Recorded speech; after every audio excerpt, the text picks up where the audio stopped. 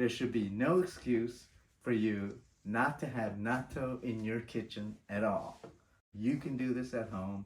You can have fresh natto in your kitchen anytime you want.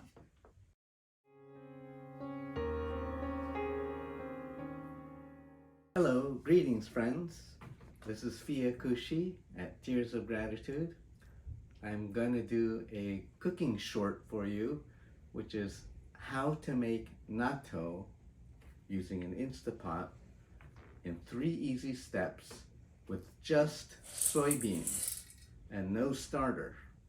What I've done here is I've soaked 3 cups of dry soybeans overnight in water, and I've drained out the water, and now I'm going to place them in the Instapot. What we're going to do is we're going to steam pressure cook the soybeans.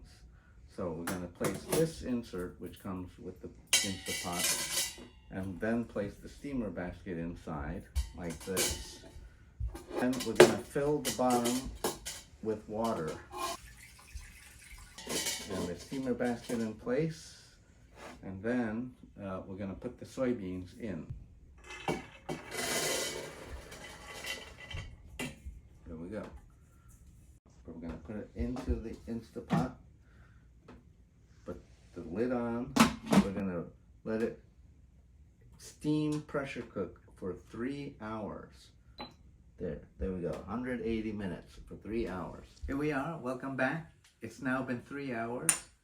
The soybeans are finished cooking. We have to release the pressure here off this pot so that we can open it up.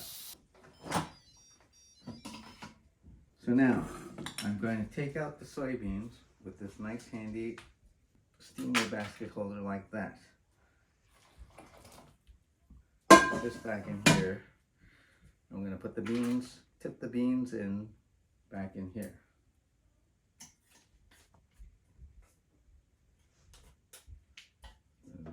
Level it out.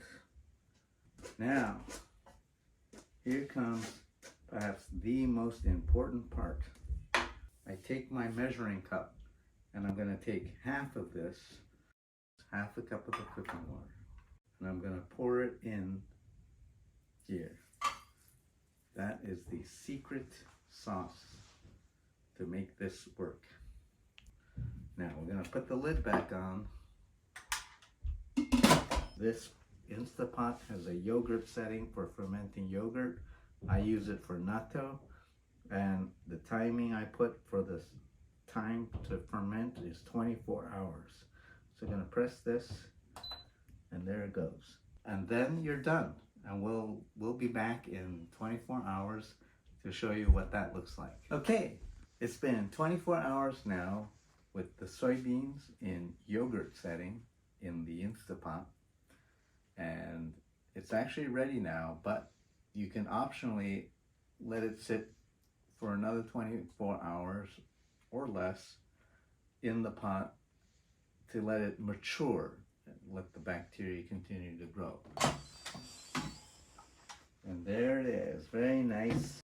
This white stuff you can see is that slimy, this is the bacteria, the natto bacteria. And there you have it, the natto's ready. So I'm going to take a little bit of natto in here and mix it up. And we're going to add cut scallions, horseradish mustard, soy sauce,